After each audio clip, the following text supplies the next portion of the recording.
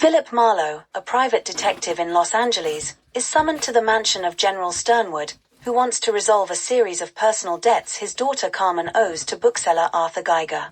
As Marlowe leaves, Sternwood's older daughter, Vivian, stops him. She suspects her father's true motive for hiring a detective is to find his protégé, Sean Regan, who had disappeared a month earlier. Marlowe goes to Geiger's shop, which is minded by Agnes Lozier, and then follows Geiger home. Hearing a gunshot and a woman's scream, he breaks in to find Geiger's body and a drugged Carmen, as well as a hidden camera minus its film.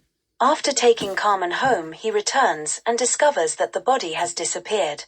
During the night, Marlowe learns that Sternwood's driver, Owen Taylor, has been found dead in a limousine driven off the Lido Pier, having been struck on the back of the head.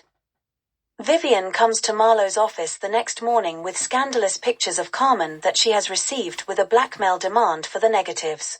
Marlowe returns to Geiger's bookstore and follows a car to the apartment of Joe Brody, a gambler who has previously blackmailed Sternwood. He then finds Carmen outside Geiger's house, where she insists that it was Brody who killed Geiger. They are interrupted by the landlord, gangster Eddie Mars. Marlowe goes to Brody's apartment, where he finds Agnes and Vivian. They are interrupted by Carmen, who wants her photos. Marlowe disarms her and sends Vivian and Carmen home. Brody admits he was behind the blackmailing, having stolen the negatives from Taylor, but denies having murdered him. Answering his door, he is shot dead. Marlowe chases the killer and apprehends Carol Lundgren, Geiger's former driver, who believes Brody is swindling him. Marlowe calls the police to arrest Lundgren. Marlowe visits Mars' casino where he asks about Regan, who supposedly ran off with Mars' wife. Mars is evasive and tells Marlowe that Vivian is running up gambling debts. Vivian wins a big wager and then wants Marlowe to take her home. A stooge of Mars attempts to rob Vivian, but Marlowe knocks him out. While driving back, Marlowe realizes that Mars staged the robbery attempt to convince him Vivian and Mars were not working together. He presses Vivian on her connection with Mars, but she admits nothing. Back at home, Marlowe finds a flirtatious Carmen waiting for him. She says she did not like Regan and mentions that Mars calls Vivian frequently. When she attempts to seduce Marlowe, he throws her out. The next day, Vivian tells him he can stop looking for Regan. He has been found in Mexico and she is going to see him. Eye to eye. Mars has Marlowe beaten up to stop him from investigating further.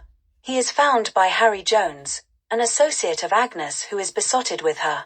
Jones conveys her offer to reveal Mars' wife's location for $200.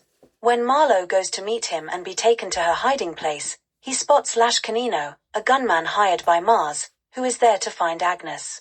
As Marlowe watches from hiding, Canino threatens Jones until Jones tells him Agnes' address. Canino then forces Jones to have a drink which turns out to be poison. Afterward, Marlowe discovers that Jones lied about Agnes' location. Agnes telephones the office while Marlowe is still there, and he arranges to meet her. She has seen Mona Mars behind an auto repair shop near a town called Rialito. When he arrives, Marlowe is attacked by Canino. He awakes tied up, with Mona watching over him. Vivian is also present and frees Marlowe, allowing him to get his gun and kill Canino. They drive back together and Marlowe calls Mars from Geiger's house, pretending to be still in Rialito. Mars arrives with 4 men, who set up an ambush outside. He enters, surprised to see Marlowe, who accuses him of blackmailing Vivian, as Carmen had killed Regan. Mars claims she did this in a mental haze, though Marlowe doubts Mars' credibility. He then forces Mars back outside, where he is shot by his own men. Marlowe calls the police, telling them that Mars killed Regan to cover for Carmen. He also convinces Vivian that her sister needs psychiatric care. Vivian then confesses her own problems but claims there's nothing you can't fix.